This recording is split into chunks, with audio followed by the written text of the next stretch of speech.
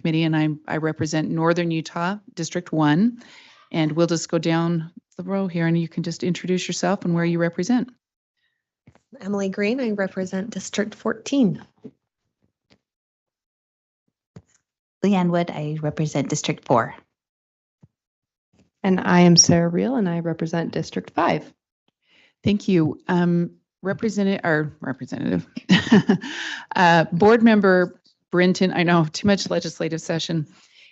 She had a flight this morning that was delayed, and so she had anticipated being on, and she may still be able to get on with us, but just letting public know that she had a flight that created some problems for her getting on this morning. She represents District 15, and we may see her towards the end of our meeting. So today's agenda is a little different than we've normally had. So we've got a couple of information items. We don't have any action items. We're just gearing up for the completion of the legislative session for those items to come before us.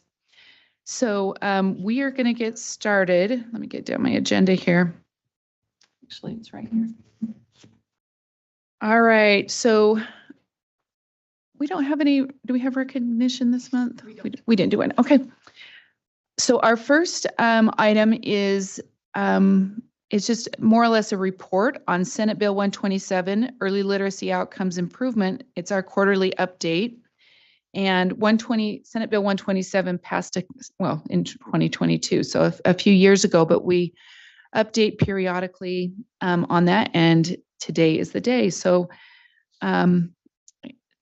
Julie, do you want to introduce yourself? Are you still trying to log in?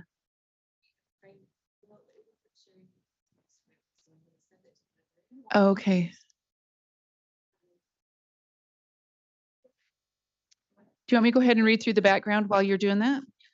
Okay, let me give the public just a little background on this. So in the 2022 legislative session, Senate Bill 127 was passed, led by the efforts of Senator Milner and Representative Lass.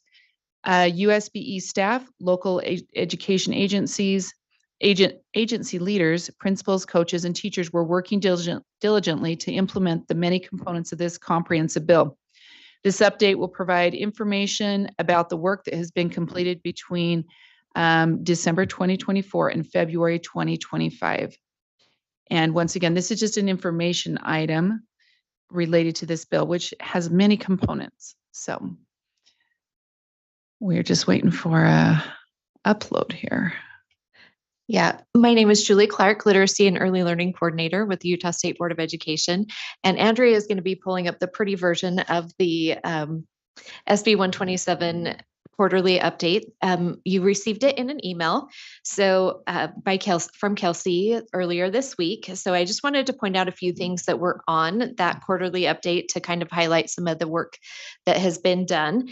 One of our big things is our letters professional learning that has been provided for teachers. And we issued out of our funds from SB 127, we issued a little over 11,000 licenses. And out of those licenses, about 9,000 educators have completed their letters professional learning. We do have a few LEAs that are wrapping up those their courses this year, and educators have until July 1st of 2025, which when we started this project seems so far away, and now it is coming to a close. And so some of those licenses we know educators will not complete because they either left the profession or they moved out of state. We do have some of those things that do take place. But LEAs will be working to ensure that their educators do complete that. Another thing that we are working on with our licensing team that is super exciting is that we are going to be adding a letters certificate to their licenses. So it will look similar to an endorsement, but it doesn't weigh the same as an endorsement. But educators who have completed letters will be able to have that on their license so that they can say that they have been letters certified. So that's an exciting thing for our educators to be able to showcase that they have completed that learning. Another thing that we have that I wanted to draw attention to is our change management, which is a requirement for LEA leaders in literacy, school administrators, and literacy coaches within their LEAs. And cohort 1 has finished. That started in the fall or in the spring, February of 2024. And no, 2023, excuse me, 2023. And we had about 60 participate in that. That was a small cohort because a lot of administrators were working on letters for admin at the same time. Cohort 2 had about 300 participants, and they started in February of 2024. And then we just launched our next cohort, and we had over 400 participants start in that change management cohort. In the quarterly brief, there is down in the change management section a video highlight from one of our administrators that participated. So we encourage you to take a few minutes, it's about 5 minutes long, to watch that video as he describes the importance of change management and how it's impacted his school. He is from Salt Lake City School District. So that's a great video to watch as well. Another thing that we want to highlight, so if you can scroll down, Andrea, onto the second page, we have our Science of Reading Awards that we have been presenting to educators across the state. We have given out so far 48 awards to LEA leaders, principals, school leaders, coaches, and teachers over the past 3 years. When we have a nomination system where someone can nominate someone else for the award that is doing amazing things. And I have a great team of specialists that go out and vet these teachers and look at their instructional practices and what they're doing. And then we have a rubric that we complete.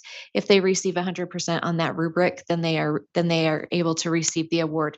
If they don't, then we provide feedback of what we would like to see, and they are able to resubmit if those educators look at the feedback that we provide, and we could come back and vet them again at another time. Can I ask a Yes. question? Yes. Did you say were they nominated, or was this something they were working towards? They are nominated by They are nominated. someone else within their LEA. Okay. Yeah. And so we do go and vet them. And for our principals and our LEA leaders, we have questions that we ask them to about their practices and things that they are implementing in their school to be able to award them, because it's kind of hard to go and observe a principal in action. So we do have some questions that we ask them as far as vetting for those awards. In the brief, there is a link to some slides showing you our 2024 award winners. So those are the people who received the award this last year. So you can see kind of pictures of them. And I was super jealous when Milo was sharing all of the award winners yesterday. I was like, I want to do that sometime. So I'll have to see. Call Kelsey or let Vice Chair Wood know. Yeah. Yeah. Would love to be able to highlight our award winners and showcase them for you as well, because they are doing amazing things and changing, they've changed their instructional practices and their students are thriving in the classroom. So we love to get into the classrooms and see what they're doing and see all the great things that are taking place. And then the last thing I wanted to spotlight on there is our community engagement. This isn't a requirement. This is an optional thing that we do provide. They are just starting cohort 3, so LEAs can participate in this.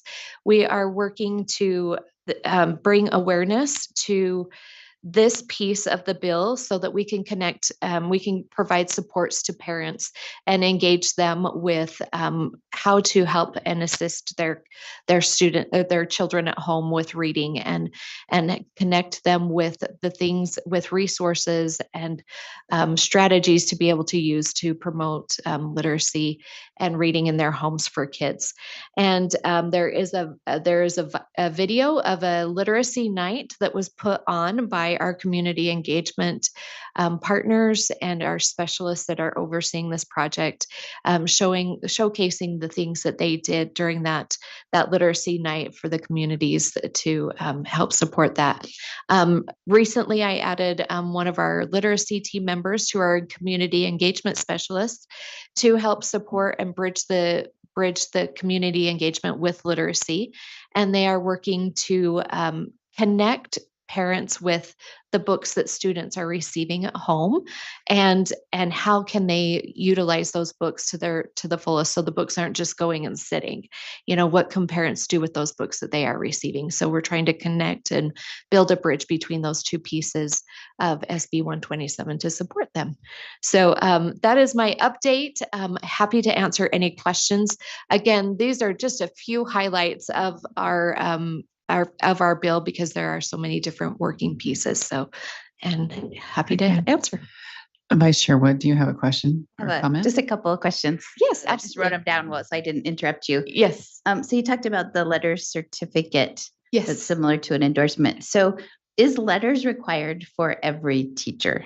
Not for every teacher. It was required for K-3 Okay. teachers. We had to kind of do a cutoff time because, we do have new teachers that come on board, but because letters takes 2 years to complete, it wasn't fair to say to somebody who was in a K-3 position this year, hired this year, you have to complete letters by 2025. So that's not a fair thing to require of someone. So the cutoff time was any K-3 educators that were in their positions as of November 1st, 2022, so that gave them the full time to be able to complete it. We also didn't have, it was one-time funds with our, the letters piece was part of the one-time funds. So with the requests from LEAs, we didn't have money to continue to run cohorts either. So we just had funding to be able to provide that first cohort. So any future training the LEAs will be, it if they choose to continue. well, part of the bill is our educator prep program. So we are trying to produce teachers that have this knowledge Already. out of Okay. the teacher education programs, so that LEAs aren't feeling that burden of having to provide that knowledge to the teachers. So we looked at letters as being the backfill knowledge for the teachers that are in the positions. Where right now our educator prep programs that started September 1st, educators that are coming out of ed prep in early childhood, special ed, and elementary education, that they have to pass the Utah Foundations of Reading assessment in order to receive their teaching license. So we are asking educator prep programs to give their teachers the knowledge of the science of reading before they come into our field and are in the profession. So they have that knowledge from the get-go, instead of LEAs feeling that burden of having to provide the knowledge for them. So, but that endorsement or that certificate would allow them, as they move to a different Yeah, district, or they they can move just within say, the state. I've had been that there, knowledge. done that, Yep. I've done that. Yep. And then on the cohorts for your change management, is that also the same thing, like July 1st? So will No, this be they your have- final cohort, or will you continue that? There will be one more cohort that starts next year, and they have until 2027 to complete the change management requirement. Okay. And Yeah. is that kind of an optional thing where? No, are it is those- a requirement for requirement. those. Yes. Mhm. And how do you get everyone through that? We send out sign up. We need you to sign up. Denise does an amazing job of keeping track. Denise is over the project, Denise Machen, and she does an amazing job of keeping track of who has participated and who still needs to participate. How many So, would you need to have done? Denise, how many? Well, it's hard because they change roles. Yeah, people move positions. Yeah. And we're close to that now, but Yeah. they change roles. So Okay, so you're Yeah. doing pretty We're good. good. We're pretty That's good. where it's Yeah. 760. Yes, you know, and over we are 760. telling people next year's the last one, so you've got to get in. Okay, one Yeah. more question, Chair. Yes. Okay. Yeah, go ahead. On your community nights, I was noticing that you had a packet. So have you teamed up with like parent organizations in Yes. the schools? Do they Mhm. have access to that? Can they go in and get that packet and use it if they wanted to do Yes, they family can. nights? Mhm. Okay, Yeah. perfect. Thank you. Yeah, absolutely. Okay. I have some questions, but do either of you? You're okay. I'll ask mine while those are formulating, percolating. Absolutely. So change management, are you seeing change? I know that sounds strange, but sometimes you go through programs, but it's like, Yes. And it because takes you're time. coerced, and Mhm. I'd say you're coerced a little bit here, not that people don't want to, but sometimes it's, I have to do this. Yeah. Right? Are you Yeah. seeing the change that we're hoping for? Yes, we are. We are seeing change. And part of the change management is they have to create a plan Mm. and then they have to implement that plan. And there are checks along the way as part of that change management that they are making the efforts to make those adjustments and changes along the way. So that is Okay. part of the change management. Okay, just making sure. Sometimes Yes. when you have to Yep, do something, know. it's like you go, Right, but you I do. begrudgingly And show I up, just right? check the box and Yeah. walk away. Yeah. No, Okay, good. there's I'm glad to hear that. Let's see, community engagement partners, what are they doing? What are they doing? So the community engagement partners, that's MGT and United Way, are the partners that they are working with. They work with our community engagement specialists, and then I added Christine to that as well. And they provide the training and the support for the schools. So they so that doesn't rely on our specialists because it's a lot, to ask of our staff. So they are the ones that are providing the training and the supports, and they put on the engagement, the parent engagement nights, and bring the resources. And they go about getting they got books donated. They went out and were the people who gathered the supplies and things to provide for the nights.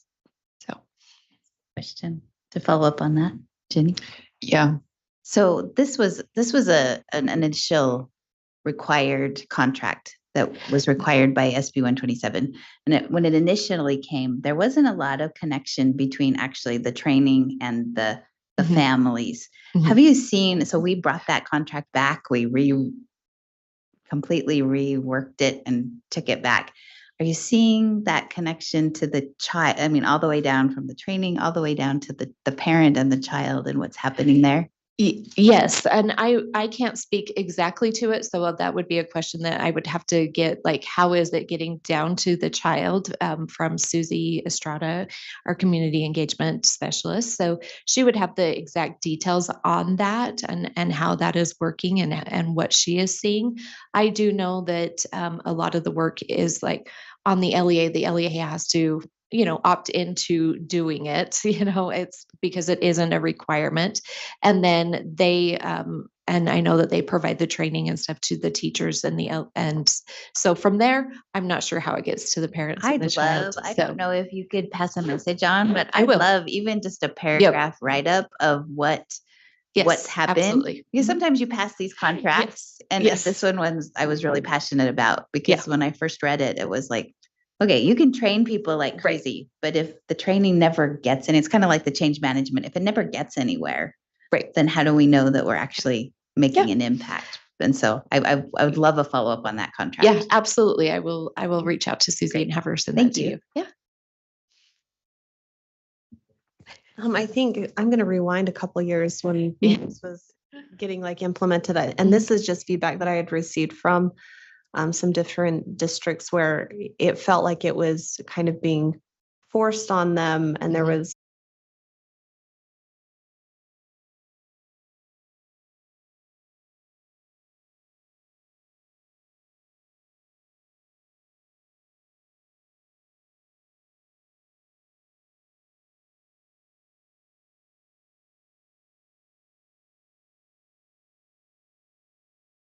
be using as well, other teachers that might be getting this training kind of outside of that just for the benefit that they see from it. I don't know.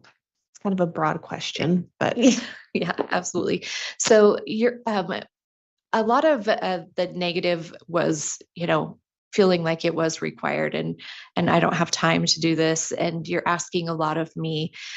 We heard a lot of that from teachers, especially around the letters professional learning, because it is a lot. It's very extensive, but we also heard, they get into that unit 2 and they take unit 2 and they go, oh, and the light bulb goes on and they understand how they can support their kids better and their students better in their classrooms. And then it's, why didn't I learn this when I first started my teaching program? And then we start to hear the testimonies of, I could have changed so many lives if I would have known this from the get-go. And, it's almost like they go through a grieving process where then they start to feel guilty. And then it's like, okay, but now I can do better. Right. And so we do have a lot of good feedback, and our LEA leaders are very supportive, and they understand why the change needs to take place, because when we can support our students with what they need from the beginning, then we can build stronger students and build more knowledgeable students. And the goal is to be able to set these kids up for success in their future. And when we talk to I talked to Jed Grunig a lot up in Logan, where he is seeing so much change in his students, where all of his schools are Title I. One of the things that he said when we were talking with him was, this is changing kids' lives. It is changing their livelihood. It is breaking the cycle of poverty and moving students into a different realm where they can learn and grow. So we are seeing a lot of positive about this now, and they now understand it. And that helps. Now that they understand it, it helps them to understand how it can make an impact. Does that help? Yeah, Yes. it does. I Yeah. have a couple follow-ups. Yes, absolutely. Another, and I just kind of like a nice update, I guess, like let's Mhm. check in again from 2 years. Part of my concerns a while ago was that this shift is I was worried that there was going to be a gold sticker that was put on a multi-billion-dollar industry for curriculum, and that it would be kind of a way for, if it's got the Science of Reading sticker on it, it'll be purchased, but not necessarily Mhm. have the techniques that are Yeah. actually proven in there to help teach children how to read. So what are the quality checks that we have been able to continue to develop Mhm. through this Yeah. that you've seen that is beneficial? And on that, what is the relationship between actually teaching Mhm. versus putting versus the tech that could take over what our teachers are doing for our students, and that's specifically to K through 3. Okay, so going back to your first one, the quality check for like curriculum, because we thought the same thing. We were like, oh, now they're just gonna like Can flood the put a market. sticker. Yep. All we have to do is say, Science of Reading, approved, or aligns with Science of Reading. So that is why we have our curriculum checklist. So when publishing companies submit their curriculums through the RIMS process, we have a checklist. It is actually, you guys looked at it and approved it in R277406. So there is a link in there that goes to our checklist. And that checklist is things that we wanted to see that align with our standards and align with the Science of Reading instruction. And so we do have an extensive review of those curriculums that are submitted by a review committee, and they ensure that they align with those Science of Reading pieces that are important. And we have a threshold that they are required to meet. We also have a list of curriculum that have been submitted through the review RIMS process that is available, that we show how we reviewed each curriculum, and if it meets in each of the areas, as well as does it align with Science of Reading instruction for phonological awareness, phonics, vocabulary, fluency, comprehension, writing. We have each of those separate categories in our checklist, and then an overall. So that's how we are ensuring that it aligns with the Science of Reading curriculum, or with the Science of Reading, just so that we do verify, whether or not it says that on their curriculum that they're selling. We have our own check for Utah. Okay. So- And then what's the relationship that LEAs have with being able to, if they do find something that's working really well in their school or, their district, do they have the ability to use that? Yes. They do. Okay. So they have the ability to use that curriculum checklist on their own with a curriculum that they are using. And then each year when they do their early learning plan, they tell us what curriculum that they are using. If it's not one that has been reviewed through the RIMS process, we ask them to submit their checklist so that we can verify that what they are using does align. So does this help me understand? Does this sunset at all? I know that's it's probably not the best question because I'm gonna there's that 2027 date. Is there a 2026 date that goes until the end of 2027? Does That what might is be that? somebody else's. I don't know. Am I Do you asking know? I don't know. You're just saying this I is think it is Yeah. supposed to be reviewed during 2027. I would assume. I think do Okay. I think then they could choose to stop or not. or continue. Okay.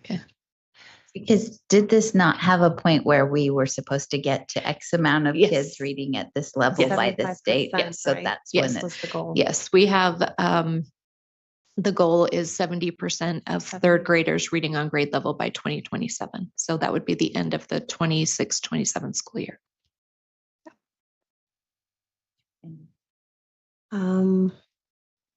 I feel like there was another question that you asked and I forgot it. It was just actual teaching.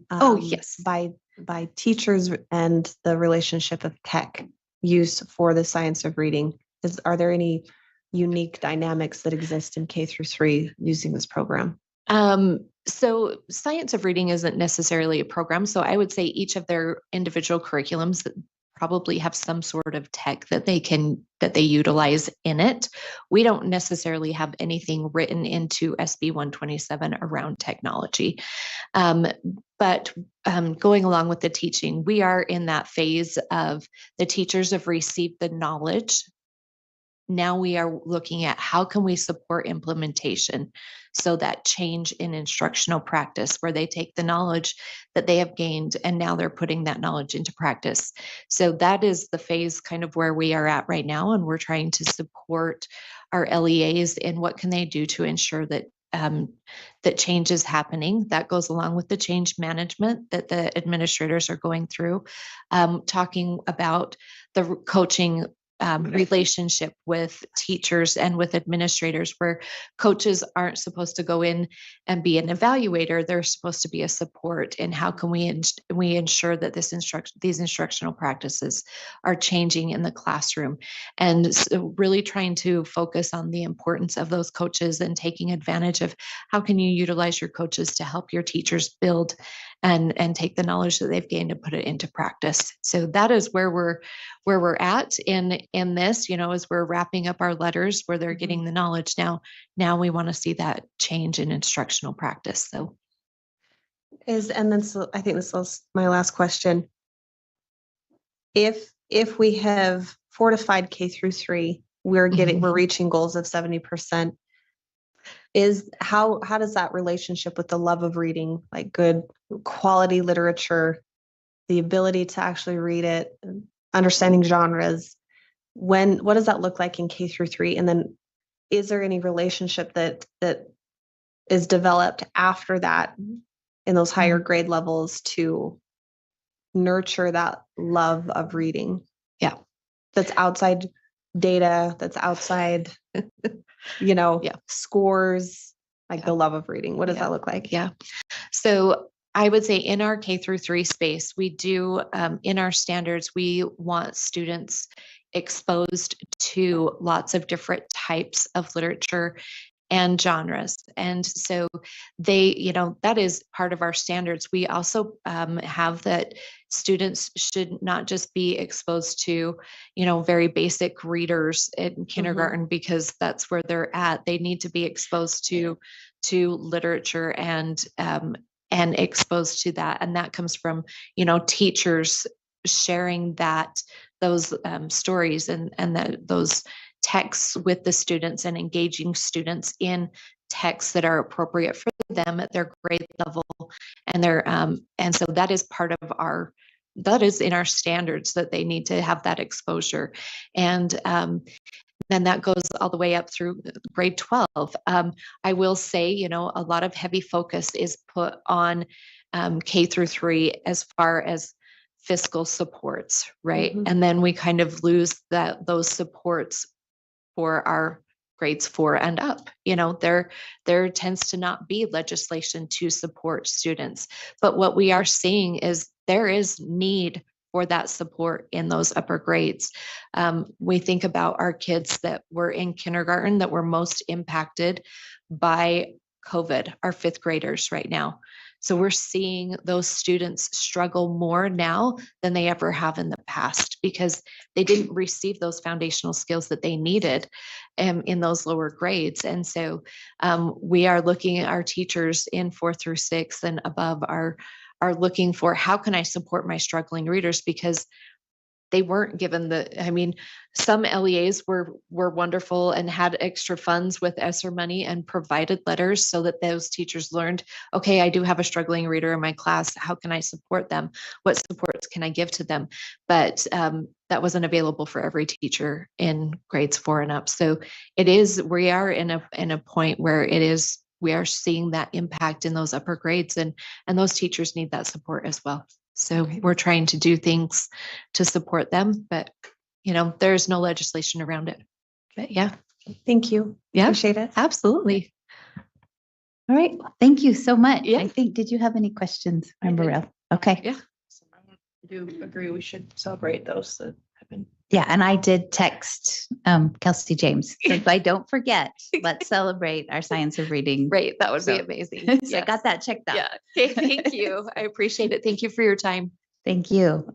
All right, next on our agenda, we have item 3.3, which is an informational item on our National Assessment of Educational Progress 2024 results. And I know we have Darren Nielsen and those who are with you, and hopefully you.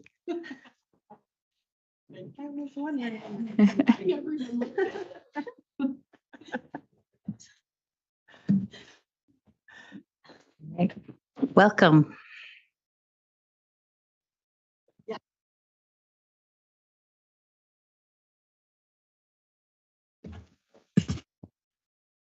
I'm Darren Nielsen, Assistant Superintendent of Student Learning for the Utah State Board of Education. We're pleased that we have some time on your agenda today to talk about the 2024 NAEP results.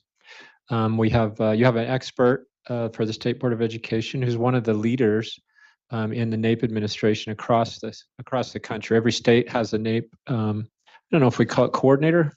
Oh, I want to call it coordinator because you oversee a lot of different elements of the NAEP administration. So every state has a NAEP coordinator, and Angela is recognized across the country as not only one of the senior NAEP coordinators, but one of the most expert NAEP coordinators that we have to work with. So I feel very fortunate for the opportunity I have to engage with Angela, and she has a great relationship with the schools across the state, which we depend on their cooperation and administration of the NAEP assessment. So Angela, I'll turn the time over to you if it's okay with the chair. Yes, and thank you. Welcome to our committee.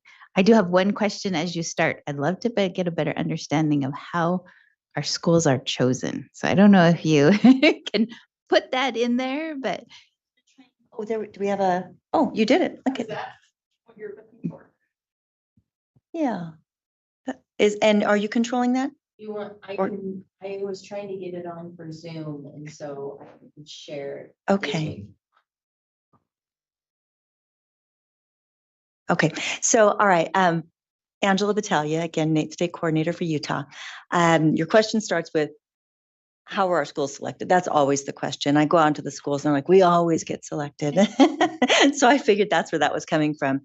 Our schools, so it's essentially a stratified random sample, but our demographics are such that we, let's say we have 70% of white students. We have 22% Hispanic students, and then all the other, which is so small. That's our overall state demographic. At the end of our NAEP sampling, our demographics need to match that. So you can imagine if I randomly pointed at a school and said, you've been selected, the probability of getting 22% Hispanic would be very difficult. So we do have areas that get hit more often. We're going to have Kearns and West Valley and Rose Park. Those schools are going to be selected a lot. We get a lot up in Davis. So, Yeah, sorry. I know, I wish I had any say over that, but because of our demographics, you can see that how those schools get selected over and over and over again. So after that point, then we're looking at areas, we're looking at urban districts, suburban districts, towns, cities. We have to get all those buckets. We got to put all the schools in those buckets. Then we randomly sample out of those buckets. And then once we have our school selected, we randomly sample. So say we're going to start, it's, number N+3. We're going to start on student number 4 alphabetically, and every third student after that is the student that would be selected. So that's essentially how NAEP works. Does that help explain that? Yes, thank you. That was Thank so you. helpful. Oh, good. Some light bulbs finally went on. So thank you. I know. I wish I could help that a little bit more. All right. So Andrea, are you just going to drive this for me? I'm happy to. Okay, that would be great.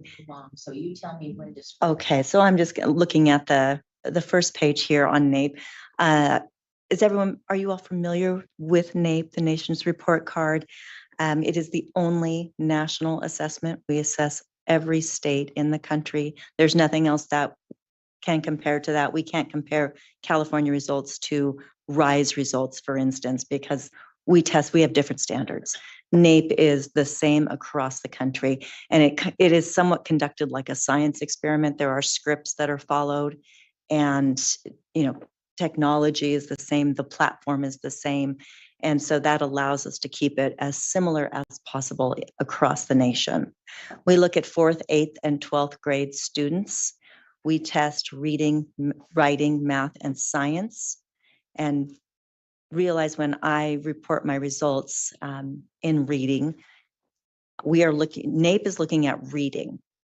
That is different from RISE. RISE is looking at English language arts. So if our results, and we are considered truth tellers, one of the few states that's a truth teller, our RISE results reflect our NAEP results, and they're within a very small percentage difference. So that looks really great for us. We always get accolades for that. Okay, so Utah participates in NAEP. It is legislatively written that we participate in NAEP. NAEP is congressionally mandated. We receive Title I funding for that. And when I get schools that say, but we don't receive Title I funds, as you know, like that is not how Utah runs their funding. Everything goes into a bucket and you don't know what dollar you're getting. So we all agree to participate. Students and parents can opt out. Schools, districts cannot opt out. So every parent guardian is notified prior to assessment so that they have the option to opt out. Students can also opt out. They could get into the test situation and say, I don't want to do this. And that is okay. All right, so down, I'm sorry, can you scroll down to the next? So I'm going to go over first the national results. Unless there's any questions, I'll pause a second. You good? I just have a question. Yes. Utah only has isn't it 4,000 students that take it? How many students take it? It depends on the year. It depends on what we're testing, but it's somewhere around, I believe it's about 5,000. It's about 5,000 students. Yeah. Okay. Yeah, and so if a child opts out, right, a parent opts out, it's not another student could take it. Or is it is it kind of like this class will do it, this class will do it? No, that's a good question. Yeah. So students are randomly sampled. Ah. We've got, let's say we test in groups of 25 normally. We'll test at one school 50 students. I see. So if we have 50 students in 4th grade, that's the initial sample. If we get opt-outs or kids transfer or whatever the situation that they're not going to participate, we know that initially. So say we've got 8 kids that opt out, but we have from the first initial e-file or upload of student names to the new one, we have all the new students that have enrolled since that date. So then all the new students are now in the pool because everyone has to have equal opportunity to be selected for the assessment. So those new students will fill the gap. And then on the actual assessment date, if we have kids that opt out, parents that opt out, then that doesn't count in our denominator if they refuse to participate. So we do have to have 90% agree to participate. And if we don't get the 90% on test day, like kids are sick, whatever, we'll come back and do a makeup. But that's how we get those kids. All right, so here's the national results. And I'll go quickly because you did hear these from Superintendent Dixon. At the national level, we had reading 4th grade decline. We had reading 8th grade decline. We had mathematics grade 4 increase. And at 8th grade, it's remained flat. Okay, so our 4th grade national result in mathematics, we saw a statistically significant tick. Oh, thank you very much. It went up a little bit. You can see the states that have allergies today. Sorry, I can't see that.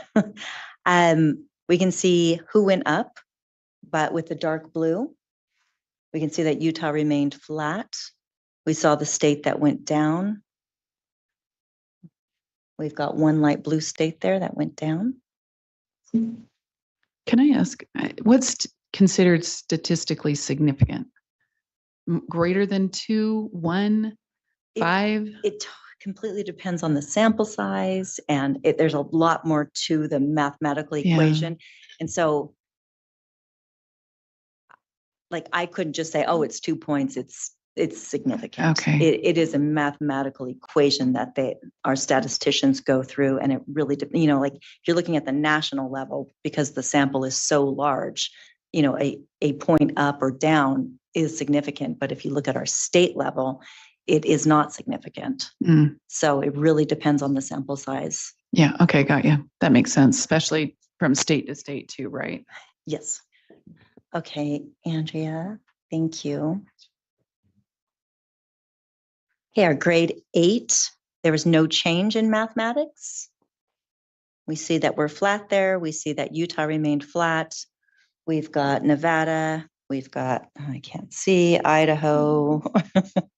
We've got Florida decreased. And then we've got, anyone stay flat? Yeah, everyone's flat. No one went up. Okay, then our next one.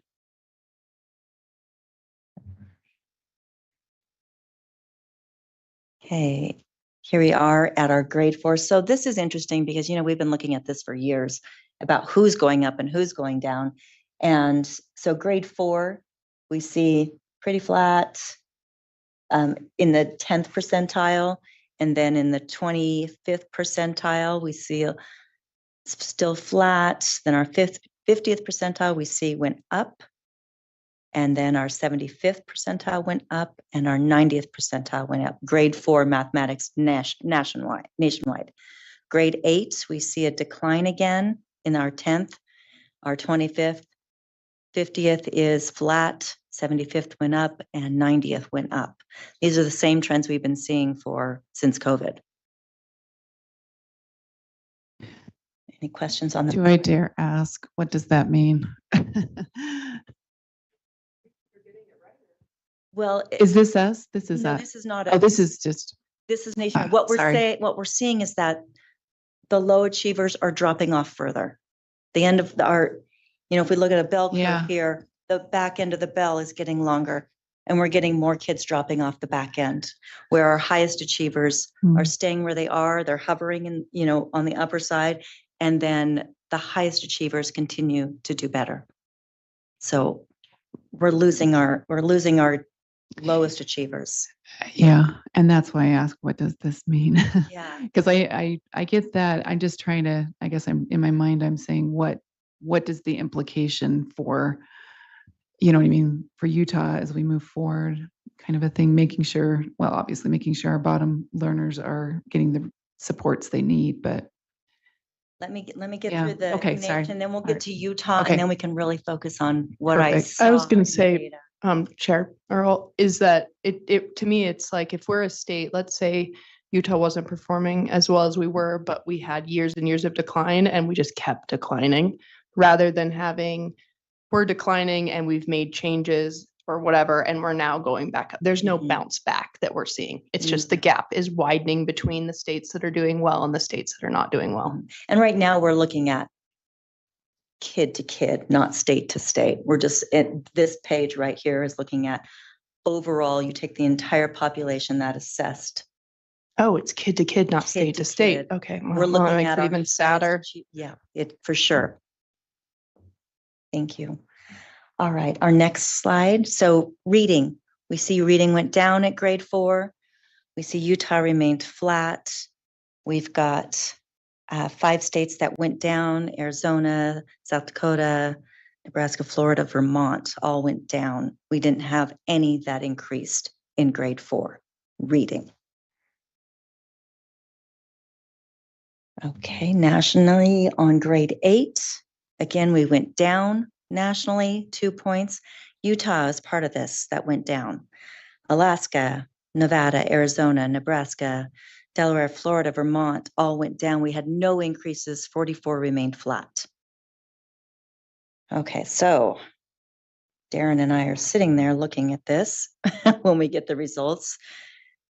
And we see the same thing here in our national results for reading grade 4 and grade 8. Our bottom performers continue to decline.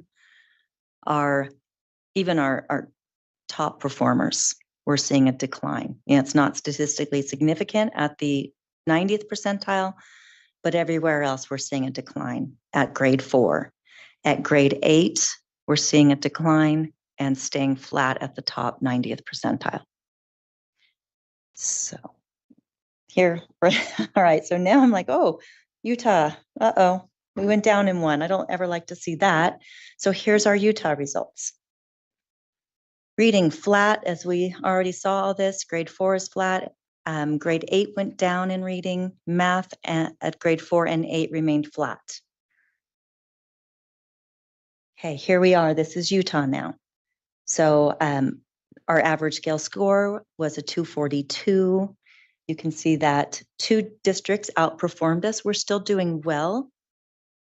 In mathematics, grade 4, 24 did equally as well as we did. 26 states did worse than Utah students did. You can see, well, a little bit at the top there, just looking at the trend line, how we're doing. We continue to remain above the national average. And you can see our ranking there in the bottom right-hand corner. We are ranked. So NAEP doesn't really like to rank, but they're kind enough to do it for us because, as you saw, as I said earlier, we have 24 states that did equally as well as Utah. But if you take it out enough decimal places, there's no ties. They'll rank us. So we are in 5th place nationally, grade 4 mathematics. Yeah, absolutely. And I'm very excited to see our science results because this is long before I believe any of you were here, but we were ranked 1st. So I'm excited to see those results. All right, grade 8 mathematics. We see that, again, Utah was flat. We had 1 jurisdiction outperform us. And so I guess they don't rank DOTs. Okay, so we've got Massachusetts who outperformed us. We've got 13 states that did equally as well and 38 that did worse than Utah students performed. You can see that gap at the top. We continue to outperform the nation. Question. So when you say outperform, or are you saying that based on their previous scores, or are you saying based on the scores that reported right now? Yes, based on the scores we are reporting right now. Okay, so it's not they did well on their previous score. They've improved on their previous scores. They remained flat. We're not saying that. We're saying that based on the outcome of the current, right? I just want to make sure I did. Okay, thank you. Okay, so we're doing great. But yeah, I think this is awesome that we're in 4th and 5th. I think is really great in mathematics for 4th and 8th grade. That seems like an awesome achievement. Absolutely. Okay, did I skip 4th grade reading? There we go. Here's our 4th grade reading. we see that 2 jurisdictions outperformed Utah. And they say jurisdictions versus states because they do include the DODEA state, the Department of Defense schools as a district. And they always outperform every single district, every state, every year. So they're always included in these results. Again, Massachusetts outperformed us. Let's see. And we are ranked 7th in reading at grade 4. And again, we still continue on the chart at the top where we are outperforming the nation as a whole. Okay, here we go. So here's grade 8 results. Grade 8, 3 states. So, overall, we're doing great. We had 3 jurisdictions outperform us, 20, the same as us, 28 perform below Utah students. We continue to outperform at the national level. We're ranked 8th. So there's not a lot, to cry about here, but I'm like, wow, we went down. So then it starts piquing my curiosity. Well, who went down? Why? So if you look at NAEP, they test a couple different things in reading. They look at gaining information and literary experience. Gaining information is reading an informational text piece, trying to gather, what the important points are. And if you look at literary experience, could be a book, a fiction book, something where it's a long story. And when I dug into the data a bit further, I found that where we didn't do well was in the the gaining information. So given an informational, it could be a text, it could be a magazine, that's where we didn't do as well. So I started looking at this and I wanted, all right, who went down? And I find out that it's the girls that went down. Boys stayed flat. They stayed right where they were. And then I'm like, well, where did girls go down? Was this a national thing or was this unique to Utah? So then I saw that there were 4 states that decreased, where the girls decreased at 8th grade reading. And this is only in gaining information. So, and I'm pulling up, okay, how did the girls do compared to the boys? And is it statistically significant? And I find that it is. So we've got the females, you see in the bottom there, a top score of 318. And the top score this year was a 309. Where the boys, you can see that's the top line and the 3rd line down. Those stayed the same. But the girls in every quartile declined. So then, where am I? So then I wanted to look at, a little bit further. Now I'm just looking at girls from 19, 22, and 24. And the highlighted yellow ones are our percentiles that declined. So we saw that the 90th percentile and the 50th percentiles are where our girls went down in gaining information.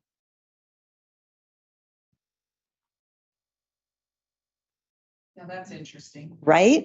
This is where I'm like, well, this is fascinating. So then I wanted to look at the 10th percentiles, looking at all of our different percentile groups. So we've got the bottom line are our boys at 8th grade and the top lines are the girls. So there's always been a gap, as I'm sure all of you know, that between reading where girls always outperform boys. And now we're seeing that the girls have closed that gap by dropping their proficiency in gaining information. They are now performing where the boys are performing.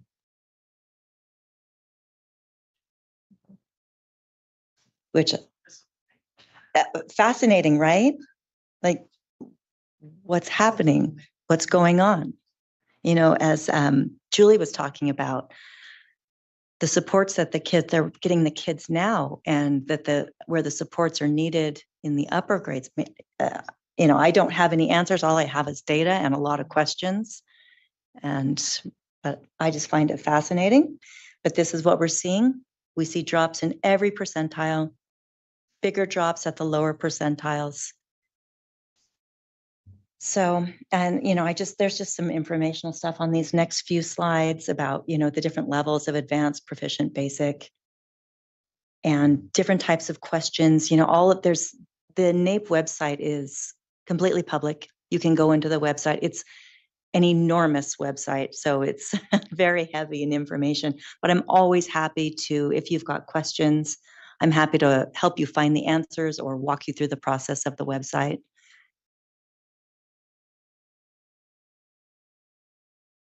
And then on the last, those are just examples of questions, you know, the type of questions there are on the last page.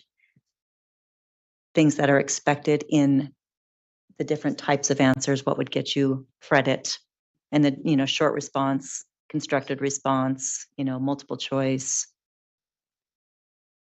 And that's what I have for you. Thank you so much. Are there additional questions that anyone has? I was just telling Vice Chair Wood that we're currently doing a research project around differences of boys and girls education outcomes in Utah. So I'm hoping we may need to touch base with our research partners and make sure they have maybe the current NAEP data to kind of have in their pocket at least, right? So, yeah. I'd be more than happy to share. Okay. Well, Thank maybe you we can very get you in much. contact with them. I think it's that group up at the university, or Utah State University is doing that. So, okay. Any other questions? I don't know. Just interesting stuff to think about. Appreciate that. So thank you so much Thank for you presenting for letting me today. present. I appreciate And it. is this, this wasn't included, but it could be included as backup, right? Okay, I just didn't, when I went to the backup, so then it wouldn't be available for the public. So we might want to just put it in there for backup so the public can access it if they want, or look at it for next month when it's on the board agenda. So, okay, thank you. Thank you. Thank you so much. Thank you so much. Yeah. All right, our last item is Bethany Marker is presenting about UServe. It's an update on LEA service projects. And you have some friends you're bringing with you? Okay, and I have Mike Moon, and there's a third person. Just introduce yourself and your title. That would be great. Go ahead. Thank you, board, for having us here. Committee, I'm Bethany Marker. I'm the school counseling and student services specialist, and I'm here with our UServe presenters. And this is Mike Moon, and he is the UServe associate director. And then we also have Loggins Merrill, who is the UServe Utah director. And UServe is through the Lieutenant Governor's office. And I'm going to let Mike and Loggins talk about that and explain what they've been working on with UServe. I'm a commissioner on the committee, and I've been there for just a couple of months. So excited to share with you today. Thank you for the time. We're looking forward to telling you about this incredible program. We, through the Lieutenant Governor, were offered the ability to run this program that is called Volunteer for Good. And the premise of this program is to look at the effects of volunteerism and service on students, academics, civic engagement, social connections, and mental well-being. There's a lot of national data that is really encouraging around those 4 key metrics for volunteerism. And we are running this pilot program for the next 4 years in the state of Utah to see if it's the same here in Utah. So we have, as part of the pilot, 4 school districts and Mountain Heights Academy. The school districts are Nebo, Sevier, Garfield, and Granite school districts. The Lieutenant Governor, prior to advocating for this program, did a speaking tour, a listening tour around the state with superintendents. And these were superintendents and schools, LEAs, that indicated interest and self-selected into the program. So that's how they were identified. This was a program that was identified to not be communicated from the top down, the state saying, hey, this is what you need to do, and these are the parameters, but rather local LEAs could determine what matters to them and what counts as volunteerism and how they structure the program, how they recognize students locally. And so we developed a toolkit to help guide them and received funding through USBE, passed through USBE for this 4-year pilot to fund their activities. So all of their plans are approved and active. Some of the LEAs started the start of this school year, and some started in January. But the intent is that all of them run through the 4-year pilot. We also identified a tracking system where we're able to get really great data on the outputs, the number of hours, the number of projects, the number of students relative to that are participating relative to the number of students in the district, and so forth. We establish DPAs with all of the LEAs and have great protections for all of the student minor data that is part of that system. Also, we are running an assessment on this program. In addition to the output of the quantitative data that we get from the tracking system, we are also with partnership of the Utah Educational Policy Center at the University of Utah running an assessment on just those metrics. What is the effect of this program on these student participants in those key areas? And it was interesting to hear the other presenters today, because I believe that this program can probably also help with some of the data that was just presented to you. And that's what we're hoping to be able to show through this data, that volunteerism does indeed improve these key metrics. We're also, in addition to following the student participants through the program for these 4 years, also running a longitudinal study that what are the effects of volunteerism and service on student participants in a high school program for the rest of their life? Are they continuing to stay engaged in volunteerism? And what are the effects of that longitudinally? So exciting data. I'm like so excited about it. On a little bit of a more personal note, my wife is a school teacher in Utah in the Davis School District as an elementary student and as an elementary teacher. And my background, my educational background is in education. I have my master's of education in education administration. And so in our household, we have an affinity for all of the work that you do and appreciate all of you.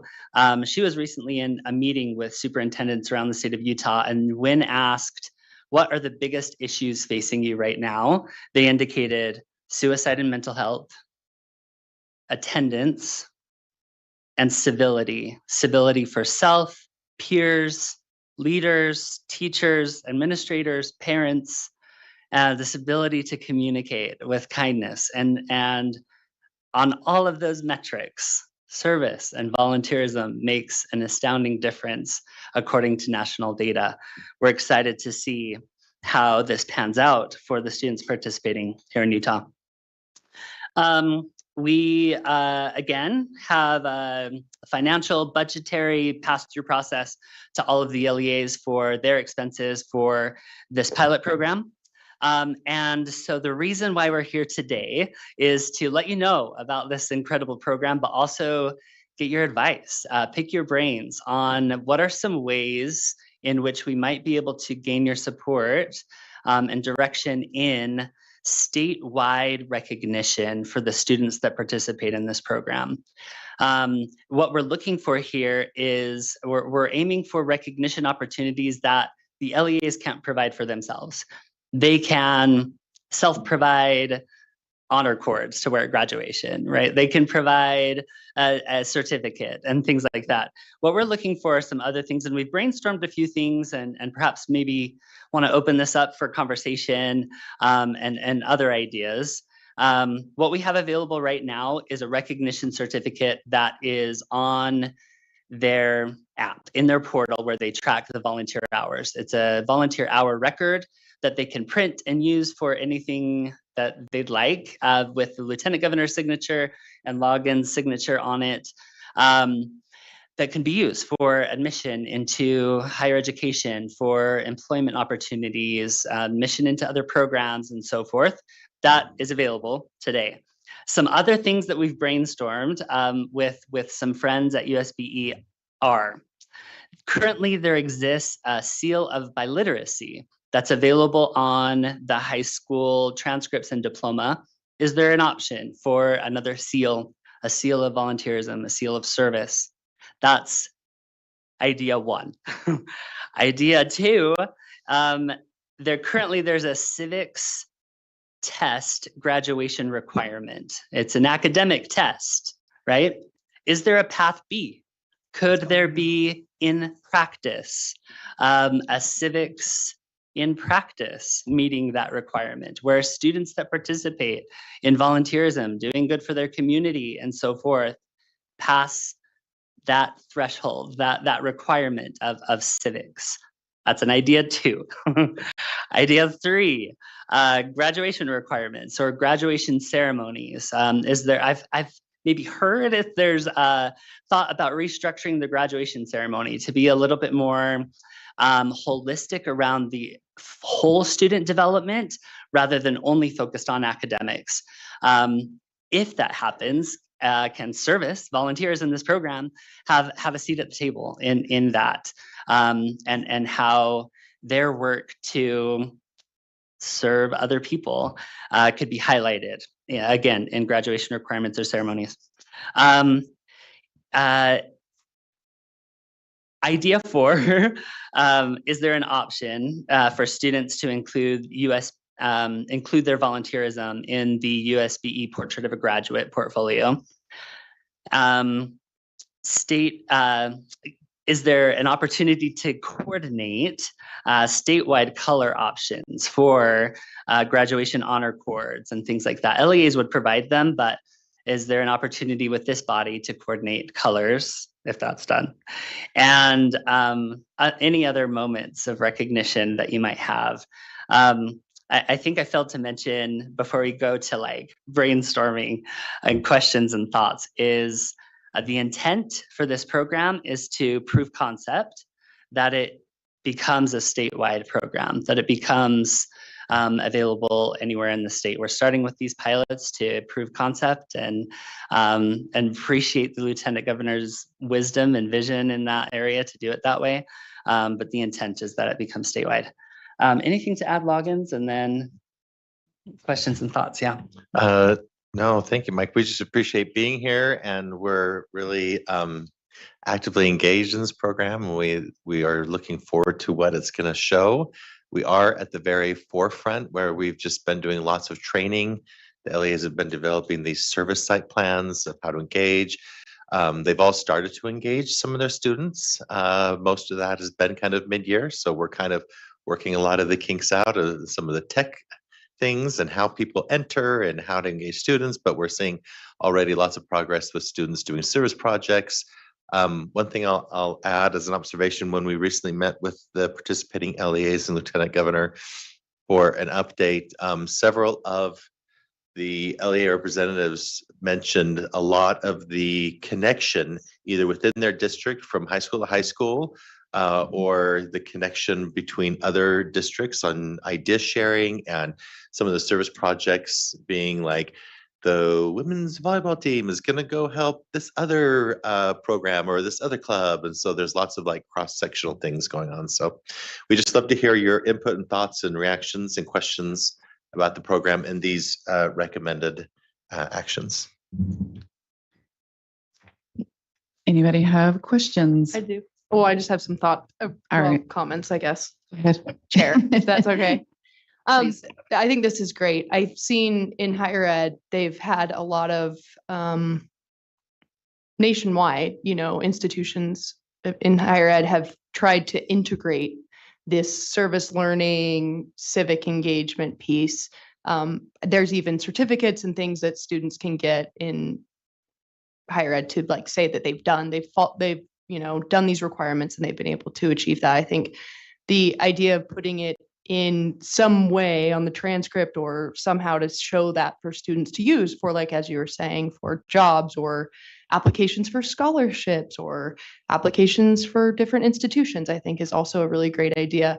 And I know that a lot of, again, in higher ed, where they've kind of been more active in this space, they do have like designations, right? Whether that's like a STOL or in the graduation booklet, they, call out those students in some way. And so I think those are really great ideas, because when students see other students that have done that, that encourages them and that kind of keeps the momentum going. So anything that can show how important it is to engage civically and do service and, be someone that contributes to your community in a positive way. And I think that the research shows that when you do that and you engage in that way and you stay out, you get out of your silo, out of your tribe, and kind of expose yourself in these kind of environments, that does help you academically. It gives you purpose, and it helps enhance their drive to do more in that space. So I don't think there's any negatives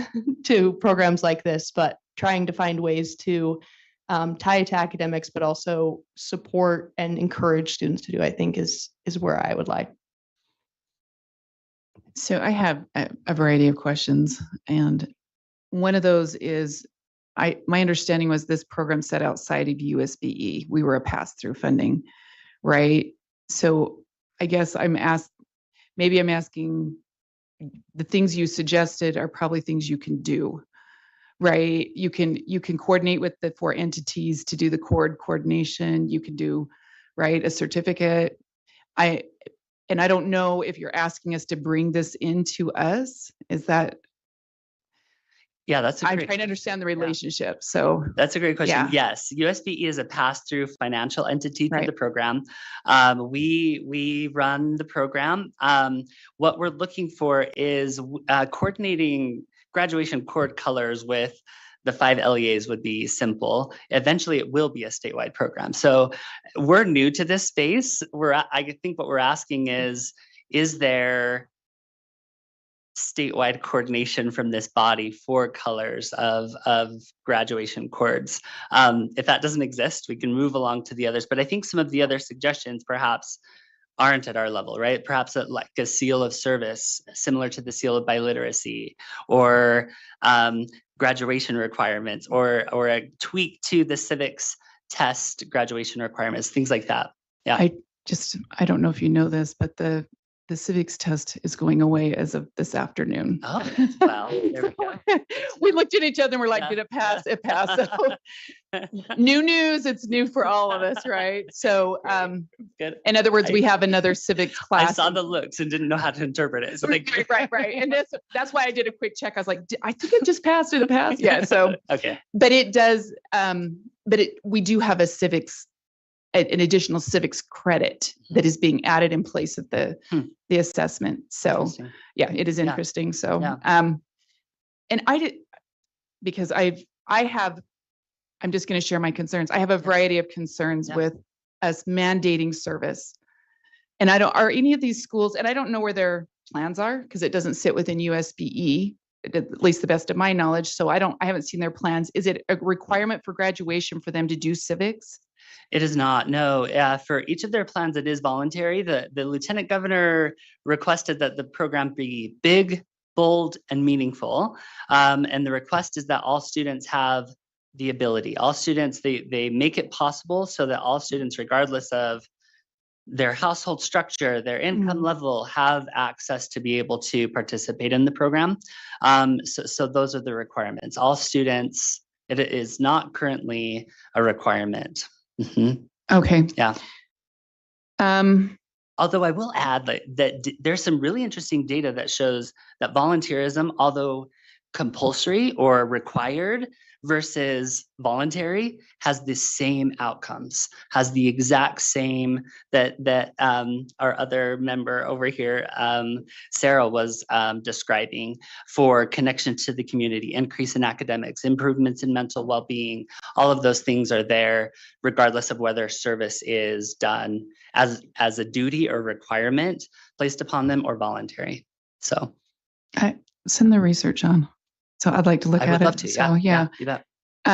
because I think there's probably competing interest in that area. There's also, when this went into effect, and I think there's other things to be looking at too, whether students' time, right? I mean, there's a variety of things that play into the success or the lack of success of something. And I would agree that volunteerism is a key part, and maybe a very important part of not just families, but communities, right? That volunteerism, but how to do that is where I think it gets, how to do it without, is there a compulsory component, right? Or not?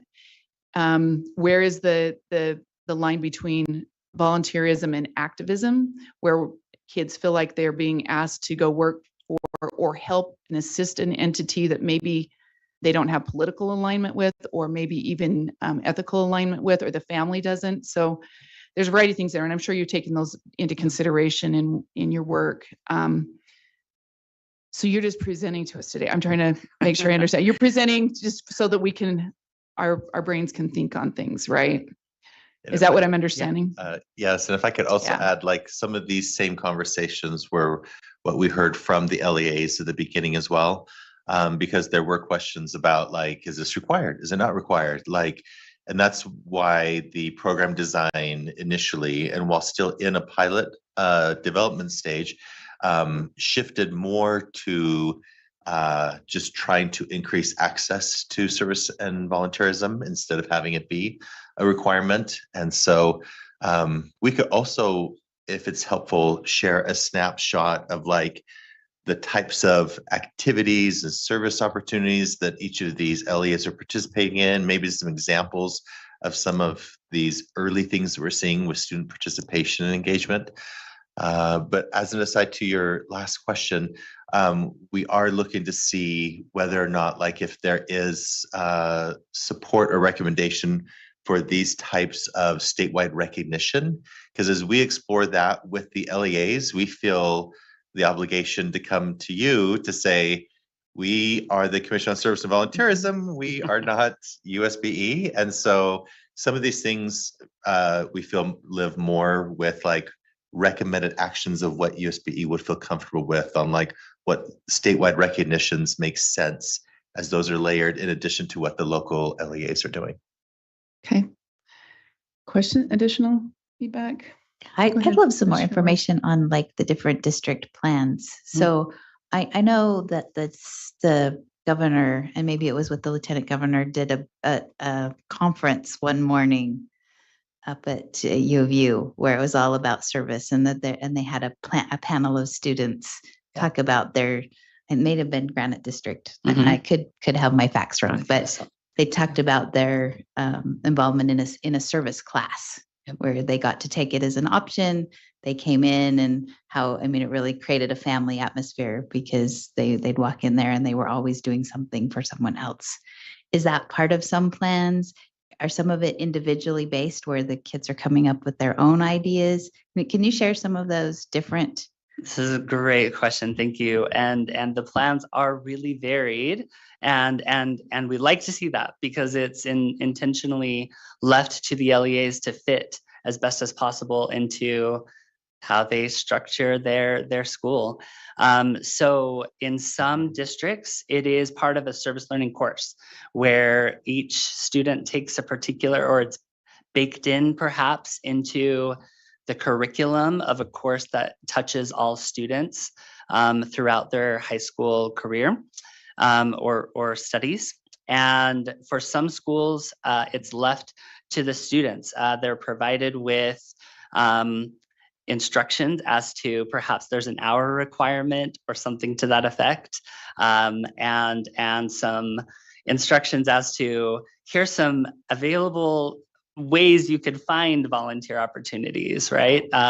Look at this website, and then they find it on their own and do it. What we're working on as a program baseline is that the students reflect on the service that they do, regardless of whether how they arrive to doing the volunteerism, is that they reflect. How did this volunteerism make you feel today? How do you feel normally in your life? And if you feel better when you're doing these types of activities, how could you introduce more of that into your life, right? If you're feeling good because you're doing something great for someone else, and the rest of your life you're feeling stressed and weighed down by the world, how can you do more of this if that's the outcome, right? If that's the feeling. So those are the types of reflections the students are having and doing as part of their volunteerism. Follow up? Yeah. Okay, so that's kind of how you're doing. I was wondering how you're measuring your outputs with your outcomes. Like it's through that reflection assessment. That piece. and the study also has a survey where we're piggybacking on Panorama data. So there's a DPA with all of the districts, and we've introduced Common Core Panorama questions for each of the school districts that we're also assessing based on that as well. And is this where parents opt into kind of those Yes. that ability As for part of the them registration as process. part of the registration to get into that? Yeah. So, well, I know we used to take my kids on Christmas morning at 4 a.m. We would go serve breakfast. And I know that when we came back, they did not complain about what was in their stockings when they have been feeding breakfast to the homeless for 2 hours. So That's the magic. That's the makes a magic. difference. That's the magic we hope to introduce, right? Like, and we felt the same as we do projects. We're doing these projects around the state separately. Another program that we have, and in a recent one that we did, a mother said, you know, it's interesting because when we were coming here, I was almost dragging my kids, saying, "Come on, like." I promise it's going to be good. Let's go. And they were just dragging their feet. And she said, and now they're like, do we have to leave? There's so much more we could do. Right. And so the shift in your mental state is real and incredible. And that's what we know this program will do for our Utah students. Did you want to add? No? Okay. Thank you. Okay. Anyone else have anything? Okay. That gives us I just something had to an think idea. about.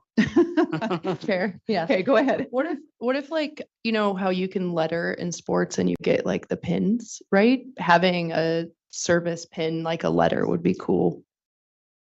Like you So lettered in service. I mean, you can letter in Yes. theater and other things. Okay. I I just have a personal the concern about the recognition of service sometimes actually takes away from the value of the intrinsic value of what you got from it. Right. So I get that. I just also understand that teenagers can be motivated by small things like that encourage them to be like, look at this, you know. I'm not trying to use service as a way to get into college, but Eagle Scouts when their moms do their Eagle Scout project. But need we say more? And I did the service project. I helped do the service project for my son in his college course too. So, because he was required to do so many service hours, it was enriching. So, I'm just saying we finished that project. So there's that careful balance, right? And knowing where that balance is. And I don't know personally. And that's because I see the value of service, right? There's things we do continually. But at the same time, it's when does it lose its value? And you're saying it doesn't. If you're compelled to do it, it still doesn't lose its value. And whose responsibility is it the government that comes in and says, go serve your neighbor, and I'm going to ask you how you feel about it on a Panorama survey, right? Are you feeling good about this today, better than you were yesterday?